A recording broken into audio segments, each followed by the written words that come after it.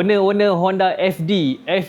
Tengok video ni bagi habis sebab penting betul hampa. So kita ada CBG Honda FB 1.8, pertukaran oil seal di bahagian VTEC, di valve cover, di oil seal flywheel dan yang lain-lain. Kalau hampa tengok kat bahagian enjin ni, kita dalam proses buat pertukaran part-part yang melibatkan dengan getah. Dalam masa yang sama, kelebihan kalau hampa mai dekat sini, kita bukan buat bahagian enjin saja di bahagian oil seal yang berkaitan, tetapi kita buat sekali auto filter yang berada di bahagian dalaman gearbox. Kalau hampa tengok kat depan saya ni, ini adalah bahagian dalaman gearbox untuk Honda FD 1.8, FB 1.8.